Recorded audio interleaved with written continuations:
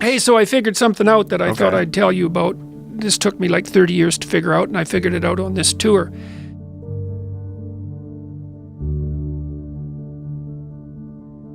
So there's this old idea, you know, that you have to rescue your father from the belly of the whale, right? From some monster that's deep in the abyss. You see that in Pinocchio, for example, but it's a very common idea. And I figured out why that is, I think. So imagine that we already know from a clinical perspective that, you know, if you set out a path towards a goal, which you want to do because you need a goal and you need a path, because that provides you with positive emotion, right? So you set up something as valuable, so that implies a hierarchy. You set up something as valuable. You decide that you're going to do that instead of other things, so that's kind of a sacrifice, because you're sacrificing everything else to pursue that.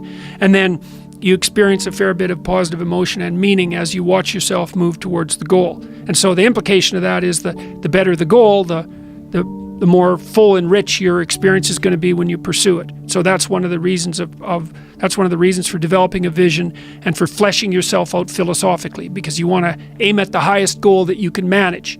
Okay, so you do that, and then what you'll find is that as you move towards the goal, there are certain things that you have to accomplish that frighten you.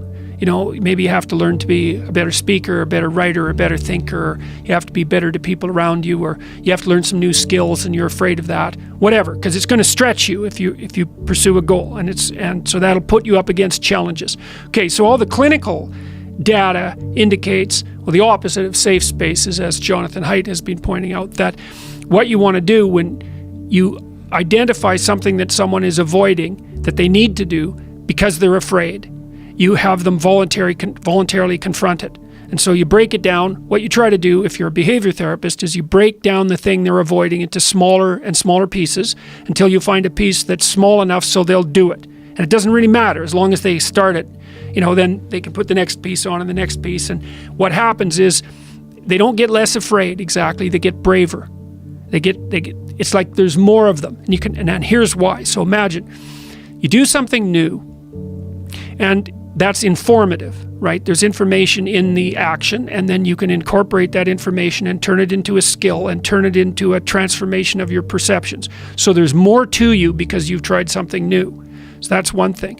But the second thing is, and there's good biological evidence for this now, that if you put yourself in a new situation, then new genes code for new proteins and build new neural structures and new nervous system structures. Same thing happens to some degree when you work out, right? Because your muscles are responding to the load, but your nervous system does that too. So you imagine that there's a lot of potential you locked in your genetic code. And then if you put yourself in a new situation, then the stress, that's the situational stress that's produced by that particular situation, unlocks those genes and then builds new parts of you. And so that's very cool, because who knows how much there is locked inside of you. Okay, so now here's the idea. So let's assume that scales as you take on heavier and heavier loads. That more and more of you get more and more informed because you're doing more and more difficult things, but more and more of you gets unlocked.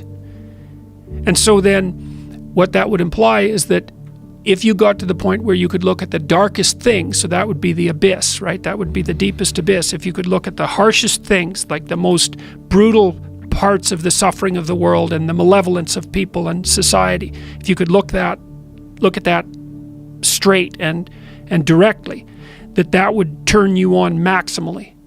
And so that's the idea of rescuing your father, because imagine that you're like the potential composite of all the ancestral wisdom that's locked inside of you biologically. But that's not going to come out at all unless you stress yourself, unless you challenge yourself. And the bigger the challenge you take on, the more that's going to turn on. And so that as you take on a broader and broader range of challenges and you push yourself harder, then more and more of what you could be turns on, and that's equivalent to transforming yourself into the ancestral father.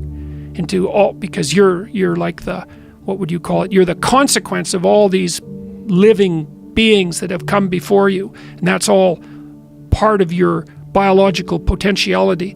And then if you can push yourself, then all of that clicks on, and that turns you into who you could be. That's the re-representation of that positive ancestral father. So that's why you rescue your father from the belly of the beast.